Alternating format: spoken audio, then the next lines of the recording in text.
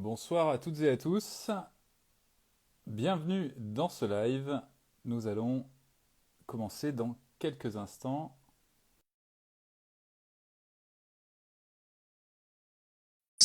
Nous avons droit à 2 personnes ce soir avec nous. Nathalie qui vient de me faire une demande. Nous allons donc l'accueillir tout de suite. Et Samson qui devrait être là également dans peu de temps. Bonjour Nathalie. Bonjour Jean-François. Alors je crois que nous attendons Samson également, c'est ça? Tout à fait. Très bien. Alors, on va attendre quelques instants. Bonjour à toutes et tous. Question d'usage. Est-ce que vous nous entendez bien et est-ce que vous nous voyez bien? Quel est le sujet? Le sujet, on va parler de comment éduquer sans punir et d'autres sujets qui concernent surtout les travaux du docteur Thomas Gordon. Et donc, vous Exactement. allez peut-être découvrir l'approche de Thomas Gordon, une approche qui mérite d'être connue par le plus grand nombre. Vous allez voir, c'est très intéressant. Alors, oui, vous nous entendez bien? Parfait, très bien. Alors, est-ce que Samson est là? Je viens de le réinviter via les ateliers Gordon. Tout à fait.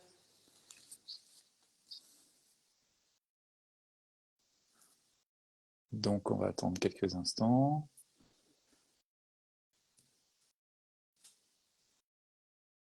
Alors, Nathalie, tu es figée. Je ne sais pas ce qui se passe.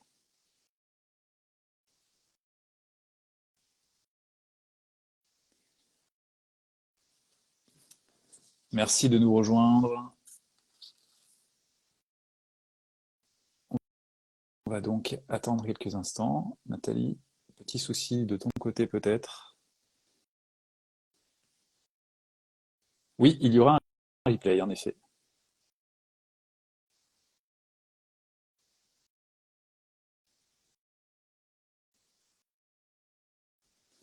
Bon, bonsoir tout le monde. Alors, petit cafouillage au démarrage. Merci pour votre patience. Un petit instant.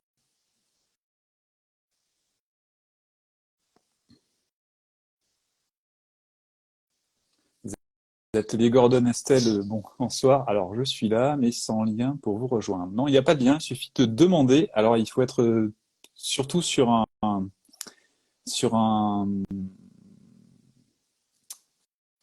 smartphone plutôt qu'un PC, parce que sinon, on ne peut pas faire participer en live. Et je crois que Nathalie a un souci de son côté, puisqu'on n'arrive pas à les figer. Donc, je pense qu'il y a peut-être un problème de connexion. Donc, si, entre-temps, des formateurs des ateliers Gordon veulent prendre la parole, ce sera avec grand plaisir le temps que Nathalie et Samson nous rejoignent. N'hésitez pas à faire la demande. Navré pour ce petit contretemps. Donc Nathalie, toujours figée.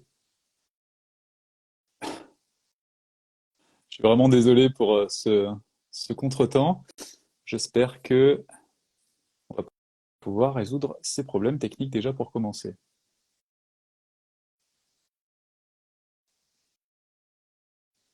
Je vais vérifier en même temps, hein.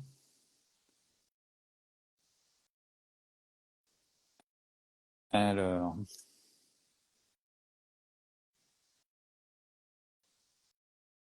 accepter.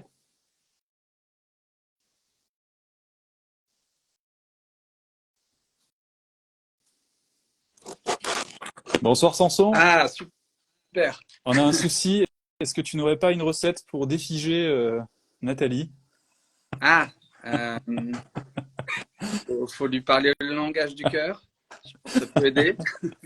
Oui, et elle a donc un souci. Le truc, c'est qu'elle n'arrive pas à se déconnecter et je n'arrive pas. Ah, ça y est, peut-être. On va voir. On va y arriver, hein. On va y arriver. Ce sont les Désolé, moi, aléas du direct. j'ai mis un petit peu de temps Ça aussi. y Mais est, tout le monde s'anime, donc c'est bien. On est sorti de notre marasme. On va pouvoir commencer. Merci à tous les deux d'être ici ce soir avec nous. Merci à toutes et tous de suivre ce live. sur un sujet qui me tient particulièrement à cœur. Alors ce sujet, c'est éduquer sans punir, mais on va aussi parler de sujets transverses, comme je l'évoquais tout à l'heure, concernant l'approche du docteur Thomas Gordon. Avant cela, je vous laisse la parole pour vous présenter à tous. Nathalie? Ok, je suis Nathalie Reinhardt. J'ai suivi un atelier Gordon il y a 20 ans et j'avais à l'époque des enfants en bas âge. Ça m'a tellement aidé au jour le jour que je me suis dit tout de suite, mais c'est pas possible, il faut que tout le monde connaisse ça. Et j'en ai du coup fait mon métier. Et aujourd'hui, mon job, depuis 20 ans, c'est de m'assurer que le plus grand nombre de personnes possible puissent être en contact avec cette approche et surtout apprendre et développer les compétences qu'elle véhicule parce que c'est très aidant au jour le jour et c'est vrai dans la famille, c'est vrai en entreprise, c'est vrai partout. C'est vraiment magnifique et donc c'est une joie pour moi d'être ici. Merci Jean-François. Avec plaisir. Et moi, je m'appelle Samson. Moi, j'ai découvert cette approche il y a une huitaine d'années, juste après la naissance de mon premier enfant, à la recherche effectivement de différentes approches sur l'éducation. Et très rapidement, j'ai trouvé un certain nombre de réponses, mais surtout beaucoup de nouvelles choses à creuser. Et donc, j'ai décidé d'être formateur. Et donc, maintenant, je suis formateur parent et jeune à l'approche Gordon. Et j'ai également été donc président de l'association Les Ateliers Gordon France pendant les 4 dernières années. D'accord. Voilà. Très bien.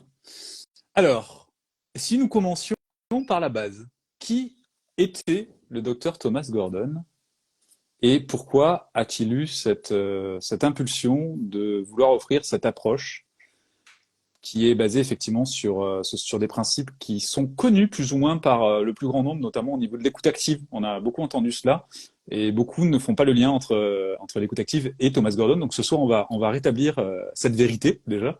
Donc voilà, qui était feu Thomas Gordon et pourquoi cette approche du coup?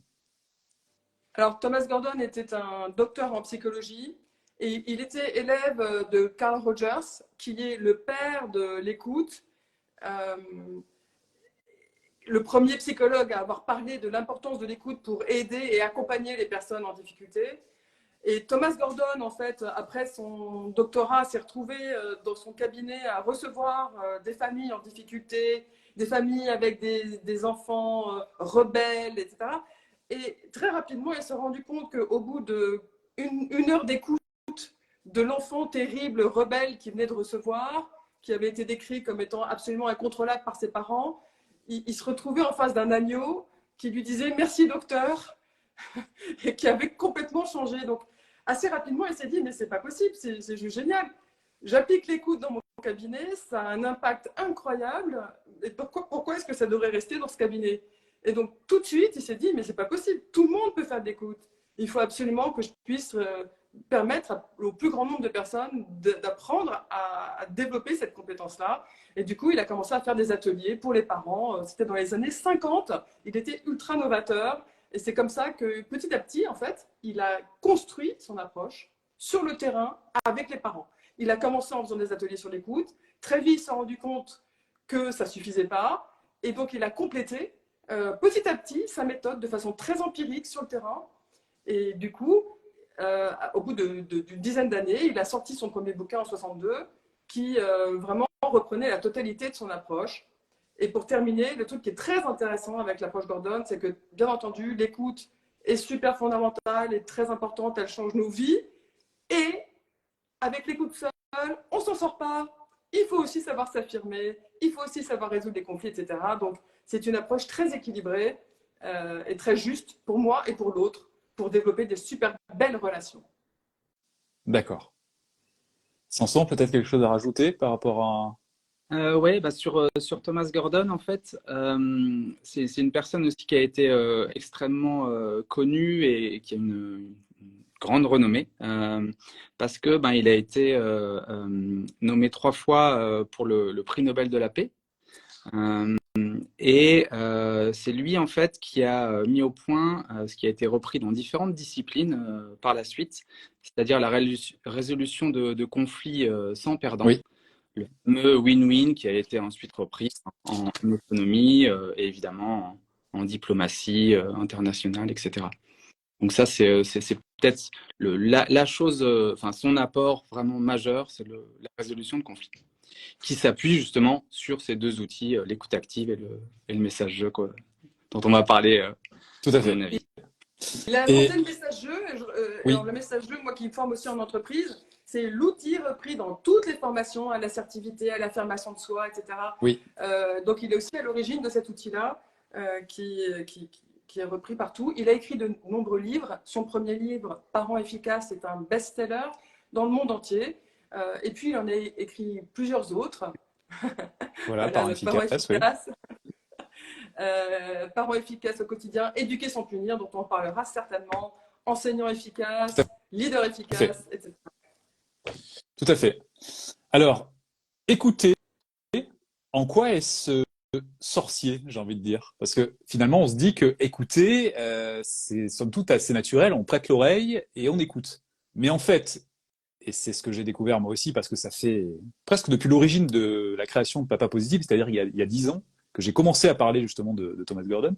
Et donc j'ai découvert cette manière d'écouter, l'écoute active.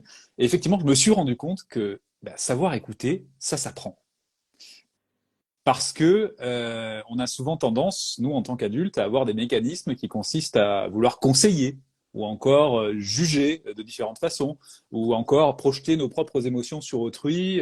Bref, nous ne sommes plus dans l'écoute, mais dans une sorte de monologue. Et au final, est-ce qu'on peut parler vraiment de conflit, notamment avec les enfants, puisqu'en fait, on ne les a pas encore écoutés, qu'on est déjà en train de leur dire ce qu'ils ont à faire. Donc, est-ce que l'écoute, et c'est là où je veux en venir, c'est la clé pour des relations apaisées, à la fois entre les adultes et les enfants, et entre adultes aussi. Je pense que c'est une des clés, c'est une des clés vraiment majeures, c'est un socle majeur qui permet justement la connexion à l'autre. Tant qu'on l'écoute pas, effectivement, ça va être difficile d'avoir une vraie connexion avec lui. Et l'écoute, effectivement, c'est comme tu le disais, c'est un peu, c'est comme un nouveau langage à apprendre quand justement on n'a pas appris ça, soit à l'école, soit par notre famille. Et l'écoute, souvent, dans le langage commun, on utilise beaucoup ce verbe-là.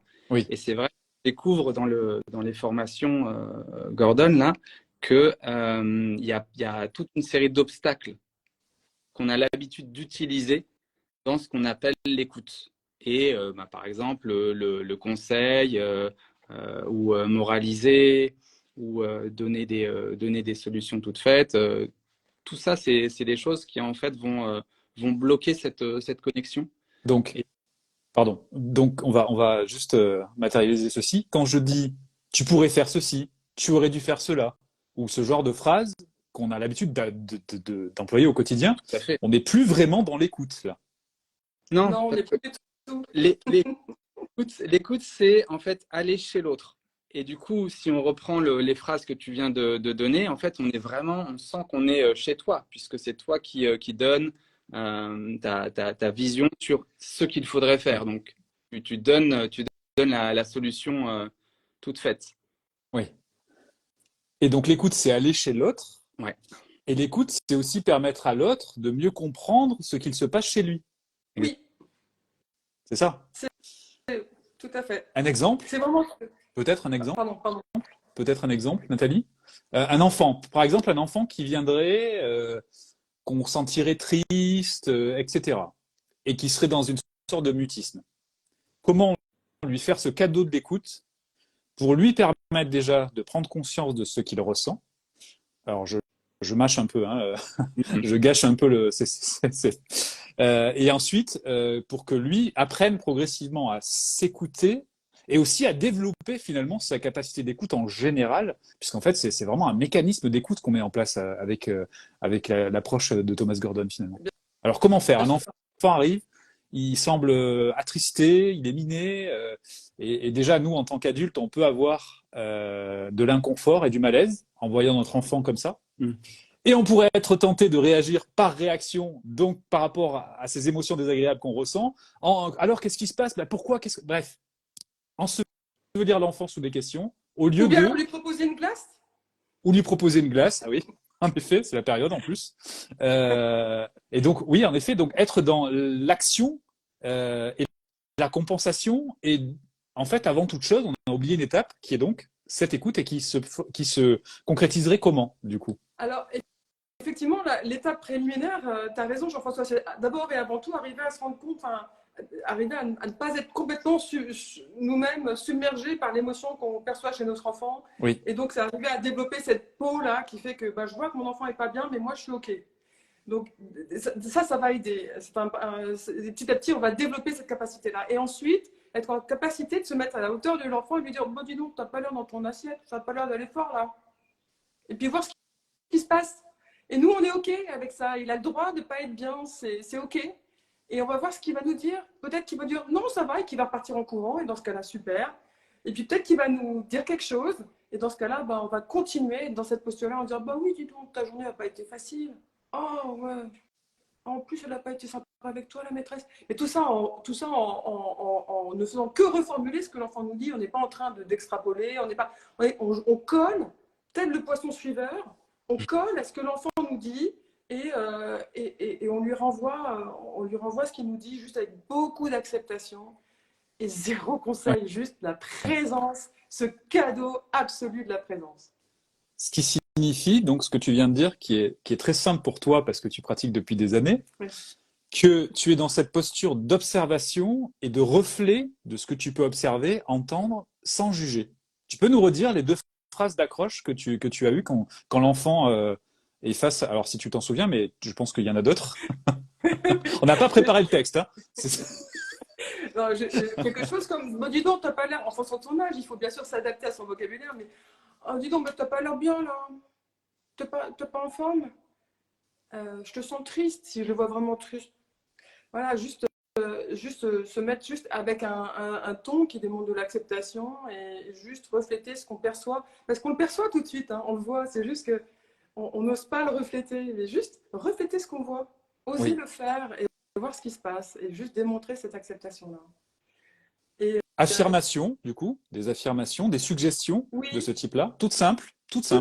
Et en fait, ce que tu dirais sur l'intention, c'est aussi la posture. C'est-à-dire qu'en gros, on va pas faire ça d'une pièce à l'autre en criant « Hey, t'as l'air… » Donc, on va plutôt être à côté et on va être dans une posture d'empathie, en fait. On est dans une posture d'empathie, on se met à la hauteur de l'enfant s'il n'est pas à notre hauteur, on se baisse. Il y a d'ailleurs une magnifique photo de Thomas Gordon avec sa fille où on le voit vraiment mais plié en quatre, où il est vraiment plié en quatre pour parler à sa fille qui a 7-8 ans. Et donc c'est vraiment ça, c'est se mettre à la hauteur de l'enfant. Et ce que tu disais est vrai, c'est-à-dire que ce qui est complètement merveilleux là-dessus, c'est que l'enfant se sentant accepté dans ce qu'il ressent, eh bien en fait peut connecter vraiment à ce qui lui arrive parce qu'il n'est pas toujours au clair lui non plus. Quand on est dans une très forte émotion, on n'est pas toujours au clair chacun d'entre nous. Et donc en offrant ce miroir-là, en fait on permet à l'enfant de se dire mais oui c'est vrai, je ne suis pas en forme. Et peut-être du coup de mieux comprendre ce qui lui arrive petit à petit, d'aller, on appelle ça les tranches de l'oignon, les couches de l'oignon, petit à petit comprendre ce qui lui arrive. Et c'est précisément ce que Rogers a démontré et voilà, quand il a découvert l'écoute, et parce que ça marche donc avec aussi les adultes et les gens qui ont des vrais soucis psychologiques graves, et ça marche aussi pour des petites choses. Donc refléter, oui Samson, oui.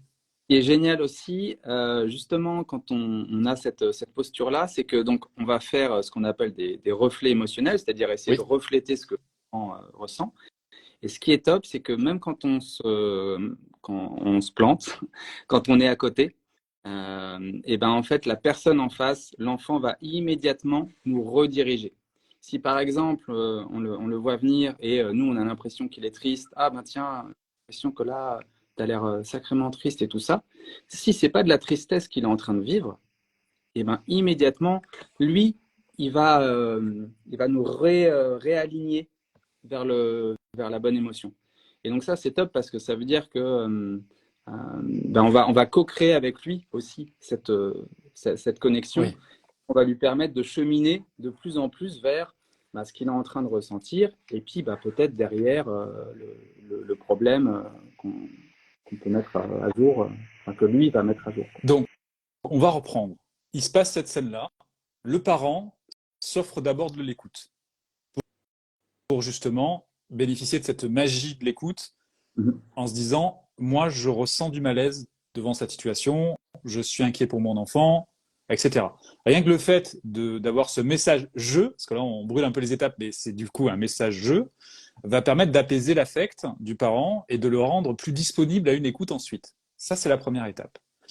Je le dis parce que beaucoup de parents essayent de réagir parce qu'ils sont vraiment dans une réaction qui consiste à dire que leur cerveau émotionnel est dans le rouge et que justement, ils ne sont plus capables de réfléchir et de se connecter par l'empathie. La connexion et l'empathie, c'est dans cette partie du cerveau, le cortex préfrontal. On le dit souvent sur cette chaîne, on en parle souvent.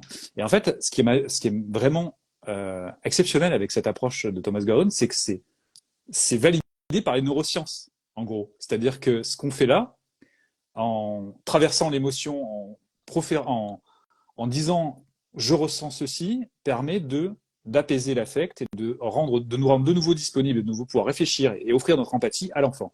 Donc première étape. Donc je fais un constat sans me juger, sans dire ah je devrais pas ressentir ça. Non non, je ressens ceci. Ensuite, une fois qu'on est dans cette posture, on va faire le miroir de ce que l'enfant ressent, c'est-à-dire qu'on va décrire ce que nous voyons, suggérer peut-être, et l'enfant pourra corriger ensuite, mais on est dans une posture apaisée, d'écoute et de proposition par rapport à ce qui pourrait se passer à l'intérieur de l'enfant. Et l'enfant va percevoir ça. Alors attention, je précise, et vous me direz si c'est exact ou pas, il faut un certain entraînement. C'est-à-dire qu'en gros, ce qu'on est en train de dire ce soir, ce n'est pas du jour au lendemain que cela pourra se mettre en place. Si on est comme ça dans une habitude de devoir conseiller l'enfant, de ne pas l'écouter, etc., l'enfant sera dans cette posture et dans cette attente de ce comportement. Donc, on peut lui expliquer, d'ailleurs, c'est ce qu'on peut faire là. Je viens de voir un live sur le sujet de l'écoute active et je vais tester des choses dès demain, si tu es d'accord, et mettre l'enfant dans cette démarche justement de changement aussi. Et donc, quand une crise émotionnelle ou une tempête émotionnelle se déclenchera chez l'enfant, il pourra comprendre que la posture de l'adulte aura changé. Je pense qu'il est important de communiquer, et c'est un peu le principe, je trouve que c'est ça qui est génial avec l'approche de Thomas Gordon, et finalement c'est très naturel tout ça. Et on est dans une communication authentique et non hypocrite ou encore copier-coller. Non, non, on est sur quelque chose qui résonne et quelque chose qui vient puiser dans ce que nous ressentons vraiment, en fait. Et même si on n'est pas OK pour... parce qu'il est possible qu'un parent ne soit pas OK pour accepter l'émotion de son enfant, par exemple. Qu'est-ce qu'on fait dans ce cas-là? C'est-à-dire que le parent est déjà débordé au niveau stress, au niveau émotionnel, et il n'est pas capable d'offrir ce miroir et cette écoute active à son enfant. Comment pourrait-on faire? Alors, je ne sais pas si vous m'entendez bien parce que j'ai peut-être des problèmes de connexion. Ça va, très bien. Mais ok. Donc, si jamais on n'est pas disponible pour l'écoute, alors surtout, il ne faut pas écouter. Et il vaut mieux dans ces cas-là le faire savoir à l'enfant, lui dire voilà, je vois que tu vas pas bien, et là en même temps, je suis pas. Enfin, j'adorerais pouvoir t'écouter, mais je suis pas en état pour.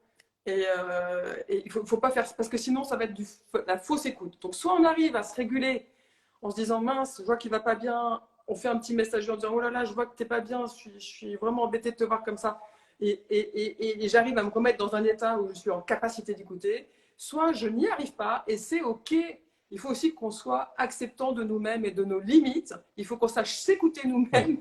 Et dans ces moments-là, c'est très important, voilà, parce que tu disais tout à l'heure, est-ce que l'écoute, ça ne serait pas la clé de tout ça? Oui, l'écoute en général de l'autre et de soi. Et donc être en capacité de se rendre compte quand c'est pas le moment pour nous d'écouter et de le dire. On peut le verbaliser. Là encore, on est dans l'authenticité en disant ouais, je vois que ça va pas et j'adorerais pouvoir te donner du temps, mais là je suis à fond, là je suis explosée. Est-ce que ça t'embête si enfin en fonction de l'âge, mais est-ce que ça t'embête si on se parle dans 10 minutes ou bien alors vous voyez ce que je veux dire?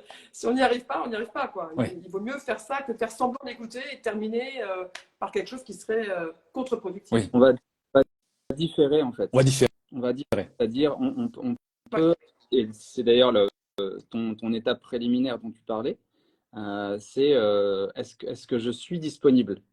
Et si effectivement je suis pas disponible, ben, il faut juste s'avouer que, ben, effectivement, là, tout de suite, on ne pourra pas écouter.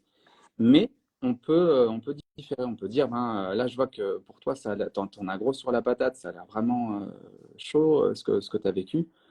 Et moi, en même temps, là, je sens que ça déborde aussi. Est-ce que c'est OK pour toi si on en discute, je sais pas, après le repas, si on en discute dans 2 heures enfin, Oui. on C'est-à-dire a... qu'on ferme pas la porte, en fait. C'est-à-dire Exact, que exact. on va faire ce que l'enfant, enfin, ce qu'on on souhaiterait que l'enfant fasse, c'est-à-dire verbaliser ce qu'il ressent, et on va le faire là aussi nous. C'est-à-dire que si nous, en tant qu'adultes, si nous ne sommes pas capables et à cet instant de pouvoir écouter l'enfant, plutôt que de se forcer, ce qui peut amener encore plus de stress et peut-être à des réactions justement agressives ensuite, on va lui indiquer que nous ne sommes pas prêts à l'écouter pour l'instant, mais que nous allons l'être puisque nous allons faire ce qu'il faut pour justement s'apaiser. Parfois, tu parlais de 2 heures, mais des fois, c'est juste 5 minutes, c'est-à-dire que euh, c'est euh, c'est prendre une pause pour respirer, aller boire un verre d'eau, retrouver du calme et revenir. Voilà, des fois, c'est juste ça. Ouais. Et justement, ça, c'est un bon exemple aussi. Ça va aussi permettre à l'enfant de modéliser. Oui, Euh, il ne faut pas être dans une posture où enfin, les parents sont infaillibles, eux, ils ont c'est ça. toujours comment il faut faire et tout ça. Non, le parent est faillible. Et donc, c'est aussi une, une façon ben, très naturelle de lui montrer que ben, nous aussi, on peut être débordés et pas Tout à disponible. fait. Et de la même façon, lui aussi, ça lui arrive aussi, quoi. Bien Et sûr. l'autre chose, c'est que un enfant qui a l'habitude d'être, qui commence à avoir l'habitude petit à petit à être écouté globalement dans sa vie, eh bien, Oui, si on diffère un petit peu, il sait très bien que ça va venir l'écoute. Vous voyez ce que je veux dire? C'est pas là où c'est insupportable, c'est l'enfant qui n'est jamais écouté et qui espérait pour une fois être entendu. c'est Vous voyez ça. ce que je veux dire? Mais un enfant qui est écouté régulièrement, il a totalement confiance dans le fait que très vite, son parent sera en capacité de l'écouter pour de vrai. Et c'est OK. Oui. Il préférerait peut-être être écouté tout de suite, mais Mm. à l'impossible d'une détenue. Mais c'est bien de le dire, effectivement, que l'enfant s'attende à être écouté. Tout comme beaucoup d'enfants ne s'attendent plus à être écoutés, ils grandissent en tant qu'adultes et justement ont mis une croix sur cette écoute qu'on ne leur a jamais offert. Ouais. Et finalement, c'est hyper dangereux parce que ils ne font plus de demandes non plus en rapport avec ce dont ils ont besoin. Parce que justement, on ne leur a pas offert cette écoute-là. Donc, cette approche de Thomas Gordon, elle est valable dès la naissance pour les parents, et pour les parents pour eux-mêmes, et pour les parents vis-à-vis de l'enfant, même si l'enfant n'est pas en capacité de comprendre tout ce qu'on va lui dire, il va comprendre la posture et l'intention derrière, et progressivement, il décryptera les mots qu'on va lui dire, et on va pouvoir établir comme ça une communication saine entre lui et nous. Donc, pour répondre à certains parents qui nous disent à partir de quel âge on peut, en fait, la posture et l'intention, elle est valable dès la naissance et même avant, du coup, parce que cette posture d'écoute, elle est valable pour nous, et on ne l'apprend pas que pour l'enfant, on l'apprend pour nous, et on l'apprend, bien sûr, pour accompagner l'enfant, et qu'à son tour, il puisse donc pouvoir expérimenter ceci. Et justement, on va passer sur le registre des conflits. Comment cela peut aider à sortir d'un conflit de manière gagnant-gagnant? Comment le fait de pratiquer l'écoute active et peut-être les autres outils mis en place par le docteur Thomas Gordon, cela permet justement de limiter, ou en tout cas qu'il y ait le moins de dégâts possible par rapport au conflit. Déjà, est-ce qu'il faut éviter les conflits? Ça, c'est une question de base. Non, Merci. on aime. Ça n'existe pas. Ça n'existe pas une vie sans conflit. On ne peut pas éviter les conflits. Et je pense que, et on le voit, quel que soit une fois de plus l'âge de nos interlocuteurs, ce qui fait le plus de mal dans les conflits, c'est souvent l'évitement à les résoudre qui vient petit à petit gangréner les relations. D'accord. Donc l'enjeu, c'est effectivement d'arriver à aller au-devant du conflit et de la difficulté avant que ce soit devenu quelque chose de trop grave euh, pour pouvoir arriver à trouver une solution qui soit acceptable pour les deux. Et c'est le plus souvent tout à fait possible. Je ne dis pas que c'est fastoche, hein, c'est pas toujours facile au début, mais c'est vraiment juste complètement fabuleux ce que ça génère dans la relation. Voilà. Et d'ailleurs, ce processus de résolution de conflit que Gordon a défini, c'est aussi par ce biais-là on généralisera la même approche pour régler des règles, pour fixer des règles de façon démocratique en famille. Parce que souvent, je voyais dans les questions qui nous ont été posées avant le live, Jean-François, il y avait une question qui était, oui, mais quand l'enfant enfreint des règles qui ont été Oui. fixées, etc. Les problèmes, ils viennent aussi souvent du fait que les règles ont été fixées par qui? Juste par le parent, et que l'enfant est grandi et qu'il a besoin de voir un cadre existant, certes, mais un cadre qui s'adapte aussi à son autonomie, à son besoin d'apprentissage. Et donc, le processus de résolution de conflits va aussi nous permettre de fixer de nouvelles règles de façon démocratique avec d'autres enfants. C'est de la collaboration. C'est la collaboration telle qu'elle peut être prônée depuis effectivement beaucoup d'années aussi dans l'éducation positive. Donc c'est pour ça que ça rentre parfaitement dans ce cadre-là. Collaborer avec un enfant, effectivement, c'est l'inviter à participer aux décisions. C'est adopter des règles plutôt que d'asséner que des interdits qui sont très arbitraires et qui sont compréhensibles que par la personne qui va les poser. Donc c'est vraiment être dans une écoute justement sur les capacités de chacun et la co-construction de quelque chose en fait. C'est surtout ça. Et On est d'accord sur le… Oui, c'est ça. au fur et à mesure où l'enfant grandit, et je pense qu'une des choses en tant que parent qu'on souhaite pour nos enfants, c'est qu'ils soient autonomes. Donc on les accompagne dans cette autonomie-là. Et au fur et à mesure qu'ils grandissent, en fait, on va pouvoir les intégrer dans l'établissement des règles. Oui. Évidemment, ils sont tout petits, qui sont complètement dépendants de nous, oui, finalement, c'est nous qui fixons l'entièreté des règles. Donc, au fur et à mesure qu'ils grandissent, on va pouvoir les intégrer là-dedans. Et ça permet quoi? Ça permet que quand on a défini une règle ensemble, évidemment, quand l'enfant a été co-créateur de ça, il a beaucoup plus envie de suivre cette règle. Il va beaucoup moins l'enfreindre. Et donc, si on l'a définie ensemble et que nous, on est OK avec la règle et que notre enfant aussi, on se donne beaucoup plus de chances que ça fonctionne. Oui, C'est ça tout à fait.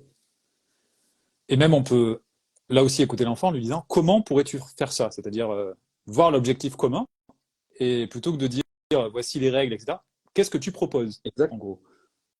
Et effectivement, quand même nous en tant qu'adultes, lorsqu'on est dans une entreprise et qu'on nous donne des ordres, on ne peut pas dire que nos capacités cérébrales soient au maximum et on apprécierait être un peu mieux considéré et faire partie intégrante de la solution, disons. Donc, à savoir si on nous interroge en disant comment pourrait-on faire ceci, ou alors nous rappeler de quelle manière on s'y est pris pour résoudre tel ou tel problème précédemment, donc pratiquer ce qu'on appelle le renforcement positif. Donc tout ceci est valable en éducation comme dans les interactions en entreprise ou dans la vie de tous les jours, en gros. Et peut-être juste Oui. par rapport aux conflits, les conflits souvent, c'est en fait des conflits de solutions. C'est-à-dire qu'on campe notre solution en se disant c'est comme ça qu'il faudrait faire. En fait, toute la magie de l'approche Gordon, c'est qu'on revient aux besoins qui sont derrière. Et une fois qu'on fait émerger le besoin de l'un et de l'autre, on arrive beaucoup plus à justement construire des solutions, une co-création d'une solution qui fonctionne pour les deux, qui vient répondre en fait aux besoins et nourrir les besoins des deux. Oui. C'est pour ça que ça fonctionne en fait cette méthode de résolution de conflit là en 6 étapes. En 6 étapes, oui, tout à fait. D'ailleurs, qu'on a illustré ensemble, effectivement, et que je remettrai ça en lien ensuite à la suite de ce live. J'ai un cas pratique à vous soumettre. Est-ce que vous êtes prêts? C'est dans les commentaires. Attention, c'est un crash test. Donc, bonsoir. Je discute en ce moment avec une maman qui pense que l'éducation bienveillante, telle qu'elle est décrite aujourd'hui, n'est que de la manipulation et que c'est du conditionnement. Alors déjà, je vous laisse analyser ce qui a été dit. Et ensuite, comment ne pas rentrer dans le conflit par rapport à ce genre d'affirmation, qui est une critique, au fond. Je vous rappelle la phrase ou c'est bon? Elle pense que c'est du conditionnement et de la manipulation. Alors, je discute en ce moment avec une maman qui pense que l'éducation bienveillante, telle qu'elle est décrite aujourd'hui, n'est que de la manipulation et que c'est du conditionnement. Je pense que la première chose que je ferais, c'est ça. Merci. OK. Je commencerai par écouter parce que quand il y a une critique comme ça vraiment assez pointue, c'est que derrière, il y a soit un malaise, soit une expérience. Enfin, il y a quelque chose qui a été pas bien vécu et ça vaut le coup déjà que cette première expérience émerge et qu'on puisse entendre ça. Je pense, avant même de vouloir expliquer en quoi l'approche Gordon est intéressante, avant même de parler de soi, je pense que la première chose à faire là, dans ce cas-là, ce serait écouter la personne. Ouais. Donc, qu'est-ce qu'on pourrait lui Et dire, Samson, est-ce par que tu exemple, là? veux qu'on fasse une petite démo? Oui, ça serait bien de faire une démo. Bah oui. Allez, je suis là. Donc, imaginons que nous sommes ces deux personnes-là, et moi, je suis celle qui pense que c'est vraiment de la manipulation. Ça roule? C'est bon. Et moi, je compte les points. Allez-y. Ok. Ok, Samson, franchement, ton truc là de l'éducation bienveillante, franchement, pour moi, c'est que de la manipulation et c'est malsain. C'est vraiment, je crois pas du tout. Ouais. Ouais, toi, ça te parle vraiment pas, j'ai l'impression. Hein. Mais non, et puis toutes ces bonnes intentions, etc. Enfin, ils se rendent pas compte les gens. Hein. T'as l'impression qu'il y a un côté faux en fait et qu'on n'est pas vraiment dans ce qui se passe pour toi au quotidien, par exemple ou, Bah oui, moi je voudrais bien les voir, tu vois, avec les deux là qui n'arrêtent pas de me prendre la tête toute la journée. Enfin, tu vois, enfin c'est hyper difficile. Enfin, voilà, moi il pleure. Enfin, il faut bien que je mette un petit peu de, tu vois, parce que sinon je me fais déborder. Et du coup, enfin voilà quoi. Donc c'est facile de dire il faut être bienveillant. Ben qui viennent chez moi quoi pour voir. Bah oui, parce que toi, avec deux enfants là qui crient et tout, tu sais pas trop comment t'en sortir des fois. Ben ouais, c'est vachement difficile. Hum, hum, hum. Ouais, je vois que c'est dur en ce moment.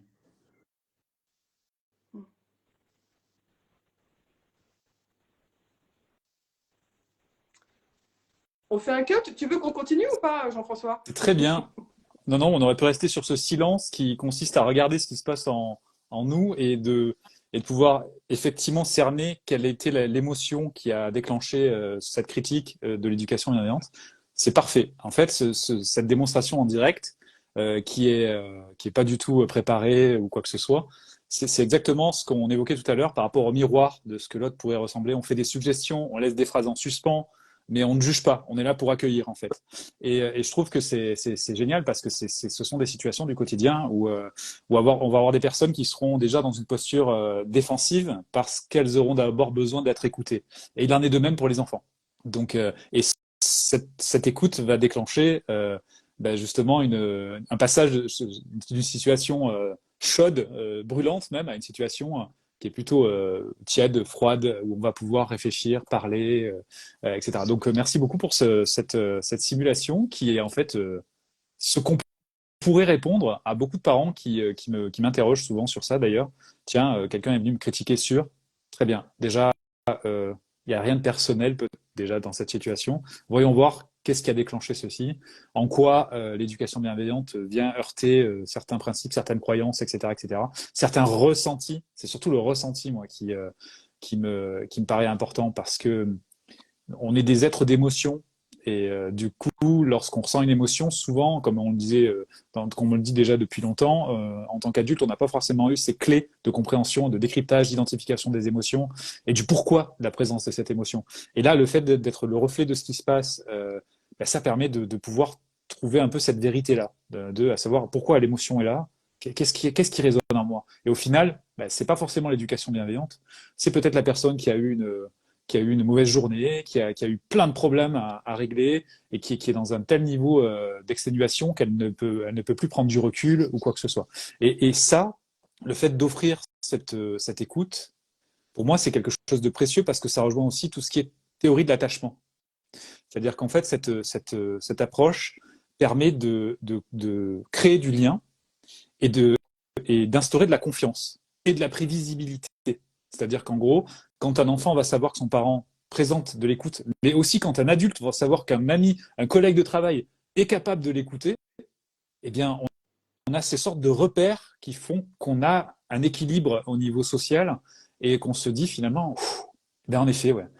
Et même moi, je peux être source de cette écoute ensuite, c'est-à-dire qu'on me l'a offerte et je peux offrir aussi cette écoute-là. Donc, je trouve que c'est. Merci beaucoup pour cette mise en situation qui est très évocatrice. Et tout le monde aura bien perçu que malgré la simplicité de ce qu'on vient de voir là, c'est un véritable entraînement. Ouais. Tout à fait. On pourrait se poser aussi la question du besoin de la maman telle que je l'ai joué, parce que bon, il peut y avoir plein de choses qui font qu'on réagit comme ça et bienvenue au club. Enfin, je veux dire, mais je pense qu'en tant que parent, ce qui est sûr, c'est qu'on fait tous du mieux qu'on peut. Et du coup, quand on est bousculé par une autre manière de voir les choses, en tout cas certainement une autre manière, voilà, ça vient nous interroger sur la reconnaissance qu'on se porte en tant que parent, sur la qualité de l'éducation qu'on a pu mener jusqu'à aujourd'hui. Donc ça vient nous toucher très profondément sur notre identité. Et donc du coup, le besoin derrière, c'est souvent un besoin de sécurité et de réassurance par rapport au fait que on fait aussi bien qu'on peut. Et je pense que vraiment, moi, là, je voudrais juste, à propos de cette illustration, dire une chose importante pour nous chez Gordon, c'est vraiment, on le répète tout le temps, c'est qu'on fait tous aussi bien qu'on peut. On fait tous aussi bien qu'on peut. Et c'est souvent très difficile. Et tout ce qu'on invite et tout ce qu'on essaie d'incarner dans nos ateliers et dans ce qu'on transmet, c'est cette acceptation aussi du fait que c'est pas toujours facile et que nous aussi, on se plante. Moi, je continue à me planter régulièrement avec mes enfants. Et en même temps, je suis heureuse d'être sur ce chemin d'apprentissage et de progression qui est un chemin infini. L'écoute dont tu parlais tout à l'heure, Jean-François, moi, ça fait 20 ans que je la pratique. Mes deux filles en ont été mes premiers cobayes. Nous sommes toujours en bon terme. Mais ce que je veux dire, c'est qu'il y a encore des fois où j'ai du mal à les écouter. Et c'est OK. Et elles me le renvoient et elles le voient bien. Et elles savent très bien écouter aussi, par contre, elles sont très fortes, elles aussi. Mais il y a des moments où c'est pas le moment et c'est OK. Voilà, tout ça pour dire que beaucoup d'acceptation pour chacun d'entre nous, c'est aussi ça qui nous permettra d'aller, de traverser nos résistances personnelles. Oui. Oui, Sanson. Ce qui peut être très comment dire, motivant aussi, c'est de voir à quel point, quand nous, on commence à travailler là-dessus, pour nous, le chemin, pour nous, le chemin, il est souvent assez long, parce qu'il y a beaucoup de choses à désapprendre, même si on a eu une éducation relativement bienveillante. Des fois, on est encore loin du compte. Oui. Par rapport justement à l'écoute active, par rapport aux messagers, etc. Et donc, ce qui est top, c'est de voir comment nos enfants peuvent nous recadrer. C'est-à-dire, à partir du moment où on commence à utiliser ces méthodes-là, eux, très rapidement, ils vont comprendre beaucoup plus finement que nous et on peut avoir des petites remarques du style ah ben, t'es pas vraiment Gordon, là, toi, des petits ah bah t'as dû avoir une dure journée, t'es un peu en colère là. Et quand c'est un enfant qui a 5-6 ans qui vous dit ça, bah forcément la colère passe assez rapidement et ça nous donne beaucoup de joie aussi. C'est l'idée aussi de transmettre ça à la génération d'après. C'est quand même ça le. Bien sûr. Et alors j'ai une question qui est tombée dans le fil là. Et qui va aussi rentrer dans un cas de figure possible. Bonjour, j'ai voulu nommer les émotions de mon enfant. Je me suis montré empathique, sauf que mon enfant a pleuré davantage, et plus je faisais attention, et plus il pleurait. Alors, déjà, c'est plutôt bon signe, mais on va expliquer pourquoi. Alors, si les pleurs redoublent, c'est que il a vraiment quelque chose à venir déposer. Et donc, c'est important qu'il puisse le faire. Nous, en tant que parents, on est là pour donner un cadre sécure pour que justement, il puisse pleurer. Peut-être que c'est des pleurs qui n'étaient pas possibles, mettons, à l'école ou dans la situation qu'il a vécue qui était difficile. Et maintenant qu'il est avec nous, justement, il peut sortir cette émotion-là, il peut décharger. Je pense qu'on a tous récupéré des fois nos enfants qui ont passé une super journée chez les grands-parents. On arrive le soir, ils nous disent « Oh là là, ils étaient vraiment adorables, c'était super après-midi. » Et puis, on rentre à la maison et 2 minutes, et là, c'est les pleurs ou c'est un grand moment de décharge, quoi. Parce que, effectivement, en tant que figure parentale et figure d'attachement, c'est avec nous où ils se sentent le plus sécures. Donc, c'est pas étonnant que ce genre de situation arrive et que. Non. Donc là, c'est ce qu'on appelle de la libération émotionnelle, hein. C'est-à-dire que l'enfant a accumulé des émotions et que tant qu'elles ne seront pas totalement déchargées, il ne pourra pas accéder aux fonctions supérieures de son cerveau, pouvoir discuter, pouvoir. Donc le fait qu'il vous offre ceci, alors on peut ressentir de la culpabilité en tant que parent en se disant mais qu'est-ce que j'ai mal fait? Donc là on est en train déjà de quand on fait ça déjà, c'est qu'on est dans un premier pas d'acceptation et de notre propre ressenti. Donc c'est plutôt sympa. Mais souvent la culpabilité est là en moteur arrière sans qu'on la voie. Donc on va être encore plus stressé, on ne sait pas comment réagir, l'enfant va pleurer de plus belle alors qu'on croit avoir appliqué la bonne recette. Donc déjà des recettes, il n'en existe pas. Ce qui est sûr, c'est que à partir du moment où un enfant pleure, à moins qu'il y ait vraiment des situations particulières, mais quand il pleure alors qu'on lui offre de l'écoute, c'est qu'il en a, ce qu'on dit, c'est gros sur le cœur et qu'il a besoin justement de pouvoir, via ses larmes, parce que dans les larmes, il y a l'hormone du stress, le cortisol, qui s'écoule. Donc un enfant qui va pleurer va redescendre à l'équilibre, c'est-à-dire que son stress va s'évacuer, il va être soulagé. Donc le fait qu'il le fasse avec nous, c'est un cadeau. Alors je sais, c'est pas évident de se dire c'est un cadeau lorsqu'on a un enfant qui. Mais en fait, si, c'est un gage de confiance. Donc, et il est bien de pouvoir se raconter aussi cette histoire-là qui est vraie, qui est validée par la science de l'attachement, etc. Ça évite justement nous de nous dire qu'est-ce que j'ai fait de mal. Non, en fait non. La situation, elle est conforme à ce qui se passe dans la nature ou enfin, en tout cas depuis voilà, l'enfant a une figure d'attachement et donc il pleure face à cette figure d'attachement parce qu'il sait que cette figure d'attachement va être là pour l'écouter, pour le réconforter, etc. Et ce qui serait, pardon, oui, Samson. Ils se sentent suffisamment en sécurité pour pouvoir venir déposer ça. Et c'est exactement ce qu'on veut. On Oui. garde au fond de lui un trauma ou quelque chose qu'il a vécu qui était vraiment difficile. Et l'écoute active permet ceci. Oui. Et justement, on va faire le lien avec la suite, parce que les comportements des enfants, les émotions, et ce qu'on peut reprocher au comportement des enfants, et les réactions que nous pourrions avoir, nous, en tant qu'adultes, par exemple, punir face à un comportement qui ne nous convient pas, eh bien, en fait, on va voir que dès lors qu'on place l'écoute au centre de notre interaction avec l'enfant, on va se rendre compte que finalement, on arrive à remplacer petit à petit les punitions par de la collaboration et surtout de la compréhension de ce qui se passe, du pourquoi du comportement de l'enfant. Parce que quand on punit, et c'est ce que donc avait décrit le docteur Thomas Gordon, effectivement, on s'attaque aux conséquences. Et donc la cause, elle, va se reproduire encore et encore. C'est pour ça qu'on ne punit pas les enfants une fois, deux fois, trois fois, plusieurs fois, parce qu'en fait, on s'attaque aux conséquences et pas à la cause. Donc, et je voudrais qu'on enchaîne, à moins que tu aies quelque chose à rajouter, peut-être. Ah non. Nathalie, Non, non, tu voulais rajouter quelque chose? Non, non, non, du tout. Je suis tout à fait alignée. Et je pensais à une des questions qui nous a été posée en amont. Il y avait ce cas du petit garçon qui courait en sortant de l'école, qui pourrait être une illustration, mais tu en avais peut-être une autre. On pourrait partir sur une illustration comme ça pour réfléchir à comment faire dans ces cas-là.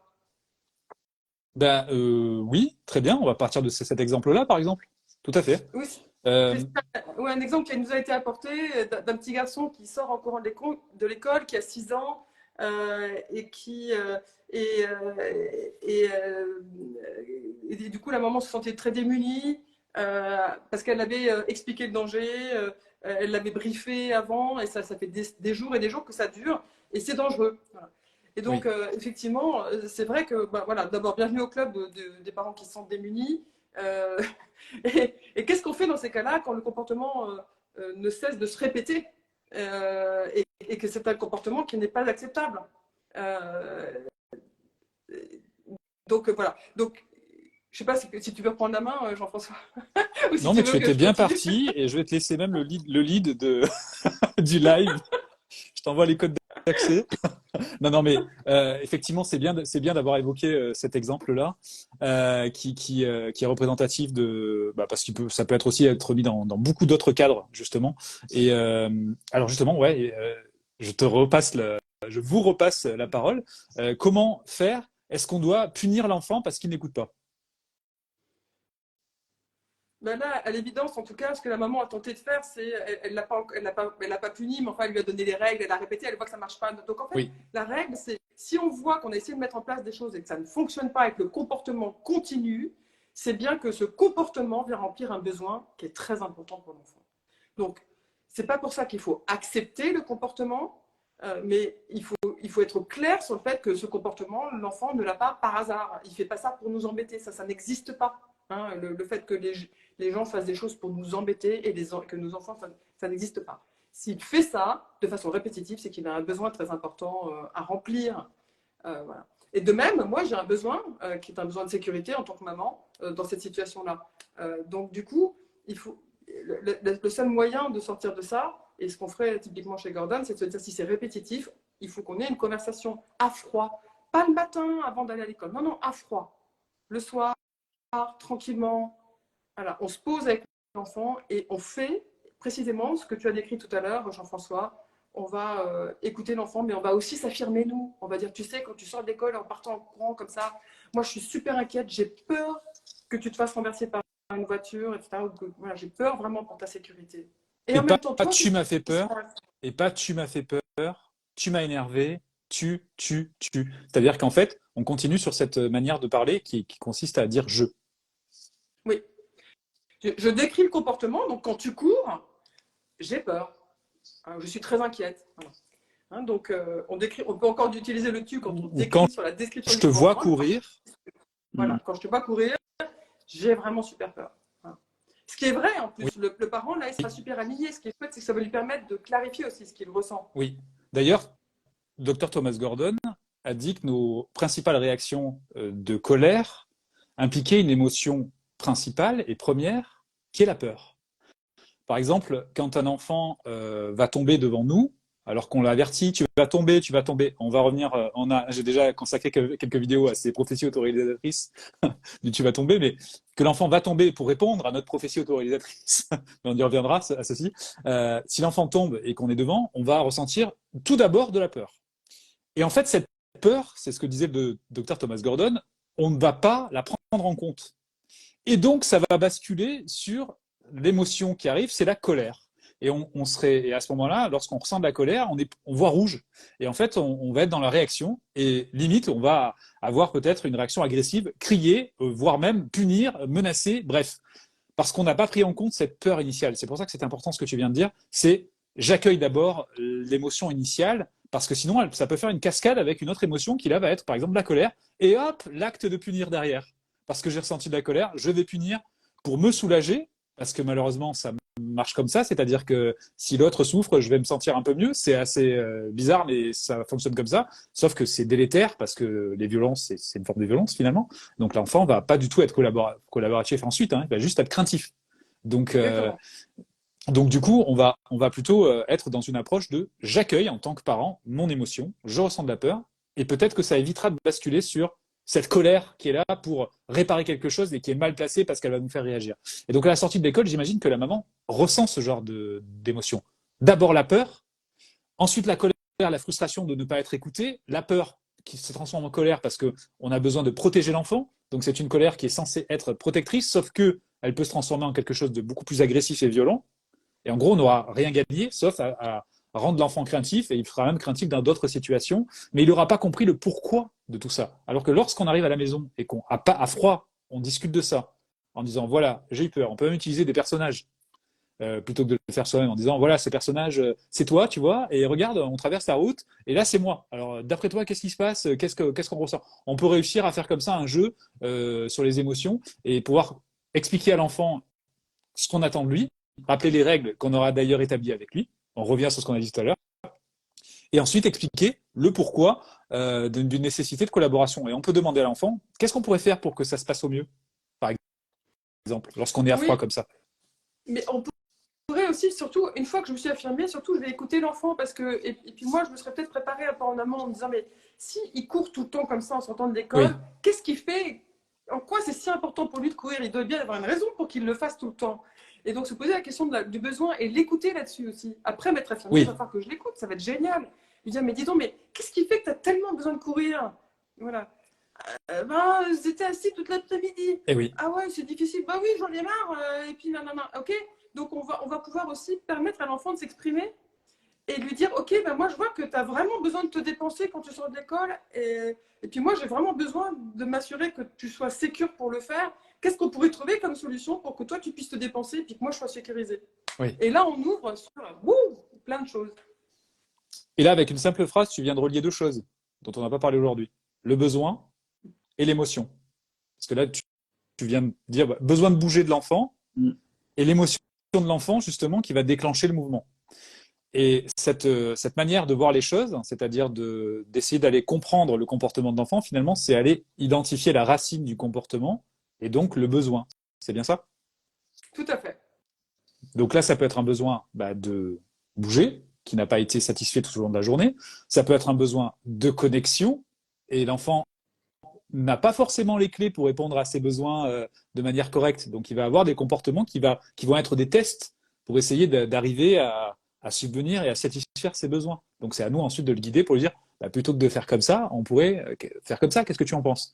Donc on pourrait aller, par exemple, plutôt que de courir à la sortie d'école, ce que je te propose, c'est qu'on fasse un petit jeu ensemble, où on va bouger, on va sauter ensemble à la fin de... Enfin, après on reviendra sur le jugement d'autrui, qui peut être une pression, mais on peut très bien sauter dans la rue avec son enfant, ou danser, ou bref, peu importe, ou alors prévoir d'aller au parc, donc s'amuser, etc. Donc que l'enfant puisse avoir cette solution qui aura été cooptée et qui aura été validée ensemble. C'est bien ça? Et on aura répondu aux besoins. Et qui permet, oui, c'est ça, de nourrir son Oui. besoin. Une fois que l'enfant il est nourri, c'est assez facile, entre guillemets, de trouver une solution qui convienne aux deux. Oui. Si c'est justement d'aller au parc, si c'est de courir, mais courir ensemble en se donnant la main, si c'est ah ben tiens, la prochaine fois, je t'amène ta draisienne parce que avec la draisienne, je vois que tu arrives à bien te dépenser. Enfin, il y a plein de solutions qui émergent, effectivement. Et là, tu viens de le dire, on a dépassé le problème et tous ensemble, en collaboration avec l'enfant, une fois qu'on a tout posé à plat, on fait émerger les solutions. Parce que c'est pareil, là, il y a beaucoup de parents et ça va avec la fatigue, ça va avec l'état émotionnel général, qui fait qu'on peut avoir un biais de négativité qui nous fait voir que les problèmes. Et on va raisonner qu'en termes de problème, sans regarder ce qui se passe bien dans la journée et sans justement prendre l'habitude de s'écouter pour laisser émerger la solution. Donc l'écoute active, je trouve, c'est ça aussi qui me plaît beaucoup, c'est que c'est très optimiste dans l'approche. C'est-à-dire qu'en gros, on arrive à poser les problèmes, donc ça c'est du réalisme, et surtout laisser émerger les solutions. Chose qui n'est pas forcément naturelle pour beaucoup d'entre nous, puisqu'on a tendance à rester collé aux problèmes et à ruminer et à se formaliser et finalement à se retrouver dans des impasses parce que c'est répétitif, parce qu'on est de plus en plus dans le stress et on va réagir. L'enfant va réagir aussi. Bref, c'est comme une danse qui se passerait mal et au final, on n'arrive pas à se trouver de solution. Donc, ce pas de côté de l'écoute active et cette temporisation, parce que c'est ça que ça nécessite, c'est-à-dire s'arrêter, écouter, ça permet de sortir de ces cercles vicieux de la réaction pour arriver sur autre chose qui est plus ouvert et qui permet de satisfaire les besoins de chacun. Et ça, il faut bien admettre que, mine de rien, c'est à l'adulte, en fait, de faire ce petit pas de côté. Parce que pour les enfants, effectivement, alors, petit à petit, ils vont grandir, ils vont être de plus en plus autonomes, ils vont réussir aussi à faire ces pas de côté-là, mais pendant un bon bout de temps, effectivement, c'est à nous de les faire. Et c'est pas toujours facile parce que nous aussi, on a nos émotions qui viennent nous titiller. Mais c'est vrai que quand on arrive un peu à prendre du recul ou même juste à prendre conscience, ah bah tiens, la dernière fois il s'est passé ça, je me suis fait embarquer dans la dispute, j'ai pas réussi à faire ce pas de côté, ah ok, je vois que là peut-être que je pourrais essayer de faire différemment la prochaine fois. Juste cette prise de conscience là, elle peut être aussi précieuse, quoi. Oui. Là, ce que vous avez remarqué là, c'est qu'on n'est pas tous en train de parler en même temps. Dans ce live, justement, on se pratique ces espaces d'écoute. Et ces espaces d'écoute, justement, c'est le principe de l'écoute active, c'est un entraînement à avoir. C'est-à-dire, je parlais tout à l'heure de réaction, et le fait de laisser cet espace d'écoute et de toujours l'avoir en tête en se disant, est-ce que j'ai suffisamment écouté là? Est-ce que je me suis arrêté pour écouter?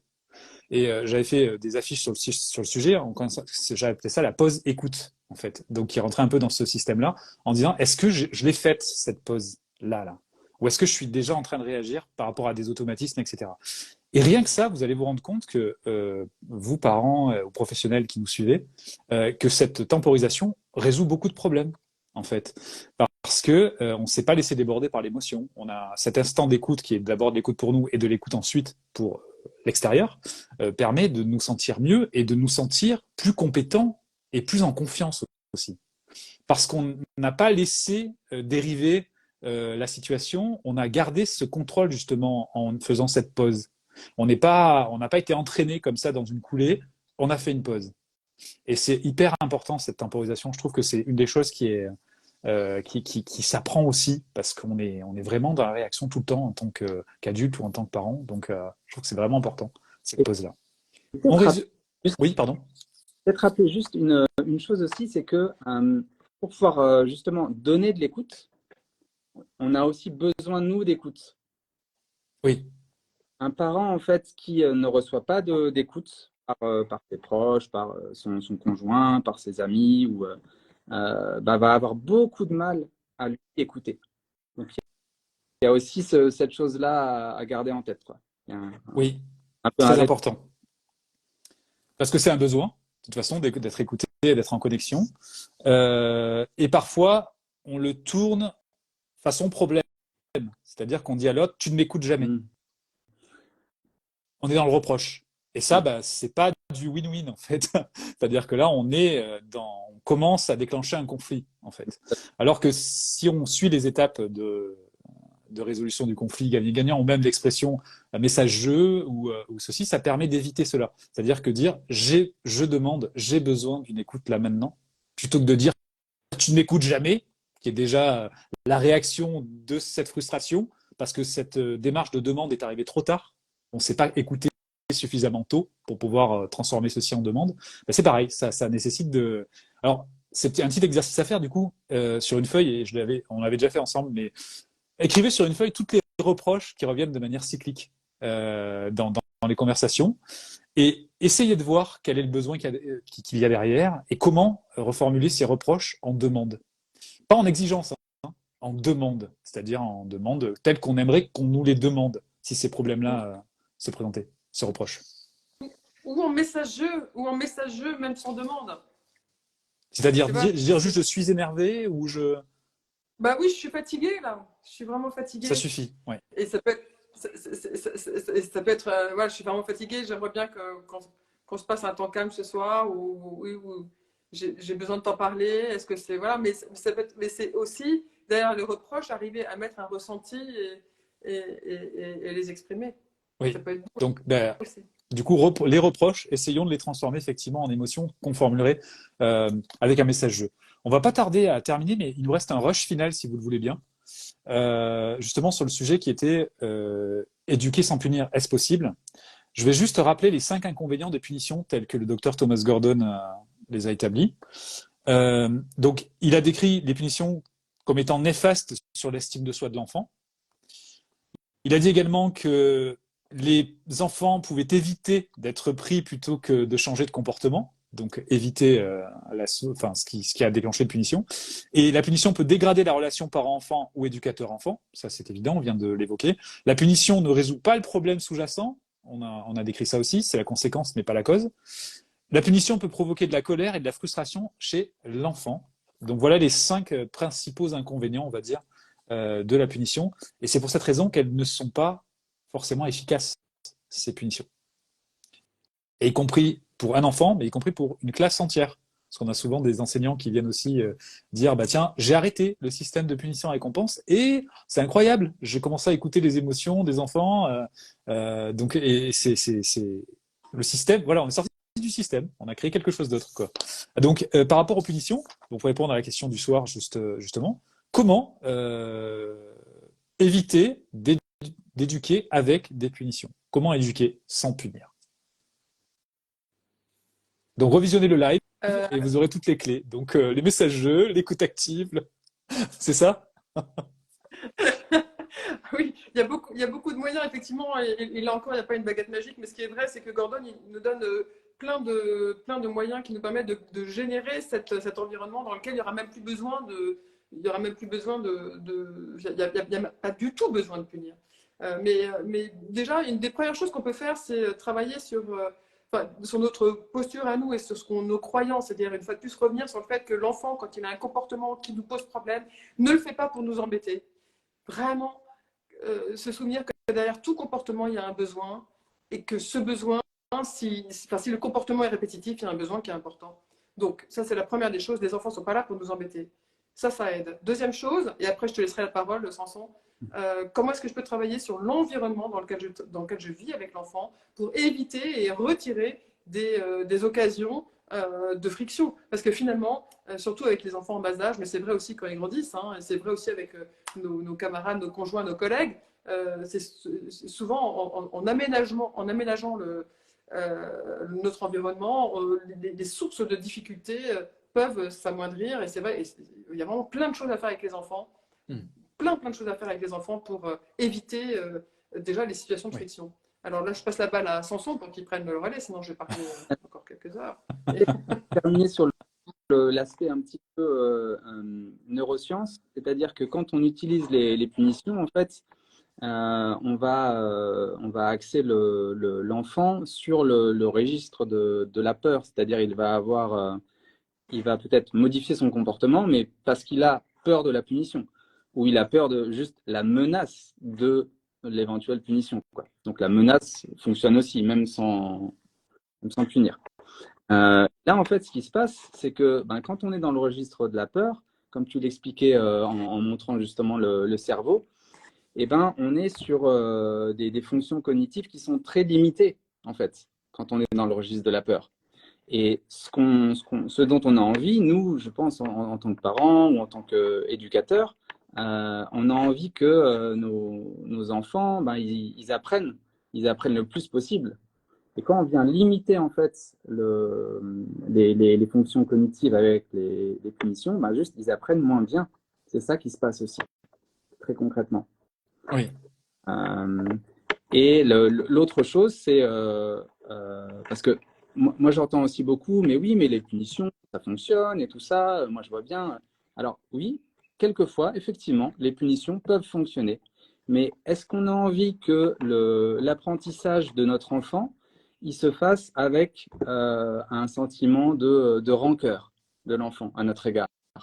Est-ce qu'on a envie que ça se fasse avec cette notion de peur? Enfin, il y a toutes ces choses-là aussi. C'est-à-dire les punitions, mais il y a un coût derrière, quoi. Oui, Voilà. on appelle ça l'éducation par la peur d'ailleurs. Ouais. Et ça a été scientifiquement prouvé que c'est effectivement plutôt négatif en termes de répercussions sur l'estime de soi de l'enfant, sur justement sa capacité à collaborer, la confiance qu'il peut avoir dans les adultes ensuite, avec ses pairs, disons.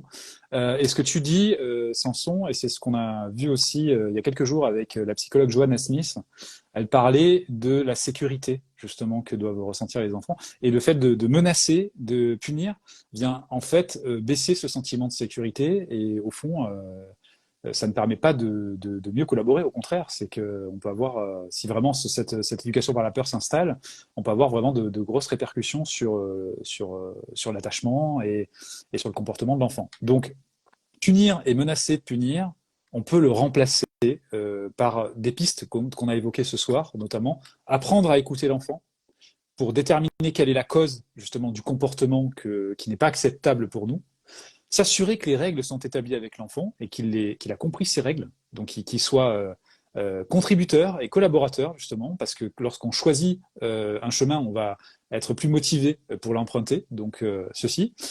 Prendre et donner l'habitude à l'enfant de cette approche apaisée, c'est-à-dire qu'on va formuler des messages jeux pour dire comment nous nous sentons, et on va aussi faire le miroir de ce que l'enfant ressent pour que lui-même comprenne un peu mieux ce qui se passe en lui, et petit à petit acquiert du vocabulaire, de l'émotion, des nuances, etc. D'ailleurs, des pratiques qu'on pourra aussi dupliquer dans la lecture ou en faisant des jeux avec lui, parce que, et je fais le lien avec le quatrième point, évitons de réagir à chaud. C'est-à-dire qu'en gros, lorsque la situation est brûlante, parce que les émotions sont à vif partout, on ne peut pas être dans une démarche constructive. Donc, passer par le jeu, faire un pas de côté, dire à l'enfant, là, je ne suis pas capable de t'écouter, je vais respirer un peu et je reviens, ou plus tard, hein, je serai prêt pour. Et d'ailleurs, on dit enfant, mais c'est aussi valable avec les ados, et c'est le 5e point, parce que du coup, 5e ou 4e, je sais plus, j'ai perdu le compte. Mais en tout cas, cette écoute active et tous ces outils qu'on a évoqués ce soir, et notamment le conflit gagnant-gagnant qui est vraiment quelque chose qui est mis à mettre en pratique avec nos adolescents, où on a une sorte de revival de ce qu'on a pu connaître dans ce qu'on appelle le terrible two, je déteste ce terme, un sentiment d'opposition de l'enfant entre 2 et 3 ans où il a besoin d'être autonome, qui revient, qui refait surface à l'adolescence, et c'est comme un cauchemar, mais en fait non, parce que quand on met les bases de cette écoute, on se rend compte qu'en fait, la chose qui aurait pu être résolue en écoutant le besoin d'autonomie de l'enfant de 2 et 3 ans, et bien en fait, on a juste à se mettre dans cette même posture pour l'adolescent et le considérer tel qu'il a besoin d'être considéré, c'est-à-dire un futur adulte responsable et autonome, pour que finalement, on remet en place la collaboration, en gros. Et c'est là où je trouve que c'est... Oui, Il y a Samson. aussi ce truc-là, on vient développer l'empathie de l'enfant. Oui. Quand on donne de l'empathie, ben, on va en fait, chez l'enfant, justement, activer ces réseaux de neurones qui sont ben, les neurones miroirs, qui sont les zones qui sont dédiées à l'empathie. C'est aussi ça qu'on fait, quoi. Donc ça, c'est très important. Et je vais répondre à l'inquiétude de certains parents qui sont des inquiétudes aussi qui sont tout à fait acceptables. Tout est acceptable d'ailleurs en termes d'émotion. L'inquiétude de se dire si on pratique ce genre de méthode, mais les enfants, ils vont se faire marcher sur les pieds. Et donc, on va pouvoir répondre à ceci de cette manière-là, c'est-à-dire qu'à partir du moment où un enfant est au clair avec ses besoins, avec ses émotions, a vu des adultes qui savaient proférer des demandes claires, établir des règles, c'est-à-dire qu'il a toutes les bases pour s'affirmer. Un enfant, en revanche, qui aura été dans le conditionnement et exposé à des relations dominant-dominé, aura plus de chances, soit d'essayer de dominer l'autre, soit d'être justement dominé. Donc, cette relation-là, ces outils qu'on a présentés ce soir, permettent justement aux enfants de mieux s'affirmer et d'être plus vecteurs du changement de la société de demain, si on veut. Et c'est ça qu'on recherche, en fait, je pense. Je peux donner quelques illustrations Oui, personnelles. Mes bien sûr. filles se sont retrouvées toutes les deux, chacune à leur âge, etc. Elles se sont retrouvées souvent en position de médiateur dans leur classe, vis-à-vis des professeurs, etc. J'ai une fois ma fille qui avait un souci au collège avec un professeur qui vraiment avait un comportement qui ne fonctionnait pas. Tous les camarades étaient très fâchés. On dit il faut qu'on aille voir le directeur. Elle a dit attendez, on va d'abord lister les comportements de cette professeure pour, pour préparer un beau messager. Et donc après, ils sont allés voir le directeur avec tous les comportements bien listés. Et du coup, le directeur n'a pas pu faire autrement que de dire oui, c'est vrai qu'il y a un souci là. Voilà, donc en fait, ils deviennent des petits experts, mais ils portent avec eux cette expertise-là. Et comment vous dire que nous avons déjà une génération de formateurs Gordon dont les propres parents étaient eux-mêmes formateurs Gordon. Nous avons Emeline de la région lyonnaise. Son papa était formateur Gordon lui-même. Nous avons en Hongrie aussi toute une famille de formateurs dont les parents étaient aussi formateurs, parce que on a oublié de vous dire, mais Gordon c'est partout dans le monde. Voilà, donc c'est qu'ils n'ont pas du tout à en souffrir, on va dire. Exactement. Alors justement, les ateliers Gordon sont présents partout en France. Donc, vous pouvez vous inscrire à des sessions pour vous former à cette approche Gordon. Il n'y en a pas pour 10 ans de formation. Combien de temps dure une formation? C'est l'équivalent de 4 jours de formation, 24 heures. Et non, il y en a pas pour 4 jours, il y en a pas pour très longtemps. Et puis, ce qui est juste génial, c'est qu'en général, quand on termine un groupe, on est juste trop triste, on voudrait bien que ça continue. Voilà, donc c'est 4 jours de formation. Et puis, c'est surtout grâce à tout le travail de l'association, beaucoup de moyens de suivi en ligne, beaucoup de ressources, newsletters, une communauté aussi sur Facebook, sur Insta, et qui est là aussi pour soutenir. Voilà, vous rentrez, c'est pas seulement 4 jours, c'est vous rentrez dans une espèce de pratique, parce que voilà, il faut continuer à pratiquer. C'est pas en 4 jours voilà, moi, une fois de plus, je continue à m'entraîner. Donc, en 4 jours, on apprend énormément de choses. On peut changer énormément de choses dans sa famille. Et on rentre aussi dans une famille de pratique, d'une certaine façon. Oui, et c'est une vraie communauté, c'est un peu la même démarche que Papa Positive au fond, et c'est pour ça qu'on a souvent des points communs justement sur l'approche. On a beaucoup de points communs sur cette approche. On va terminer avec une jolie annonce, dans le sens où on va vous faire gagner des livres, notamment 2 livres qui sont déjà des best-sellers qui gagnent à être connus. Le concours sera lancé demain matin, et vous aurez 3 ou 4 jours pour y participer. Je crois qu'on a convenu de 5 exemplaires de chaque. Est-ce que c'est bon? Donc 5 exemplaires de Parents efficaces et 5 exemplaires d'Éduquer sans punir, qui seront à gagner. Donc demain, je lance donc il y aura un visuel et vous pourrez donc laisser vos commentaires et on tirera au sort 10 gagnants en tout qui pourront remporter ces livres. Entre-temps, vous pourrez vous rendre sur les ateliers Gordon France, du coup, pour aller voir si vous avez des formateurs dans votre région ou même, je crois qu'il y a une formation en visio qui est en train de se déployer, je crois aussi. Tout à fait. C'est ça. Déjà, commencez à suivre. Là, vous avez peut-être eu un premier aperçu. J'espère que ça vous a donné envie d'en savoir plus. En tout cas, comptez sur moi pour vous en reparler dans les prochains jours. Et ça, c'est la 2e ou la 3e ou la 4e ou bref, 5e bonne nouvelle. On va également vous partager on vous a déjà partagé des illustrations sur quelques approches justement du Dr Thomas Gordon. Il va y avoir encore des vidéos de mise en situation qui vont être partagées et une bande dessinée également pour illustrer certains principes. Donc, vous voyez, on déploie, et merci à toutes vos équipes justement d'être aussi réactifs, on déploie de nombreux supports pour vous permettre de pouvoir appliquer ceci au quotidien parce que ça change la vie. L'écoute de soi et l'écoute de notre environnement, ça change tout. C'est un cadeau en fait qu'on s'offre et qu'on offre aux autres. Donc oui, Samson, tu voulais rajouter quelque chose? On a envie surtout de démocratiser ça. On a envie que ces outils puissent être utilisés par le plus grand nombre. C'est vraiment ça, si on a un message à donner. Et aussi dire que les publics visés, ce n'est pas juste les parents, parce qu'on a aussi des formations jeunes, on a des formations enseignants et on a des formations professionnelles de l'enfance. Les formations jeunes, ça veut dire qu'un adolescent peut suivre une formation? Exactement. D'accord. Donc ça revient sur le sujet qu'on a abordé en fin d'intervention. Donc si votre adolescent, vous estimez ou il estime qu'il aurait besoin de se doter de certains outils pour s'affirmer, bref, je ne vais pas dire que ça concerne énormément d'adolescents, mais oui, ça concerne énormément d'adolescents et je pense que ces outils devraient vraiment être dans une boîte à outils de base à distribuer tout au long de la vie, on va dire, hein, et puis à expérimenter. Donc n'hésitez pas aussi à vous renseigner justement sur ces formations, c'est toujours intéressant pour eux. Et franchement, c'est un cadeau pour leur vie active ensuite, parce que dans le domaine du travail, savoir s'exprimer avec un message jeu, savoir justement écouter nos besoins et faire des demandes, bref, et surtout être dans une approche du conflit gagnant-gagnant, c'est un véritable cadeau. Ça évite beaucoup de stress qui ensuite est ramené à la maison et qui peut donner des situations très conflictuelles justement et très compliquées à vivre. Donc vous voyez, tout ça, c'est tout lié en fait. Et je dirais que l'écoute active, c'est le noyau de ceci. Et je pense vraiment que tout le monde gagnerait à se former à cela. Merci beaucoup à tous les deux pour cette disponibilité.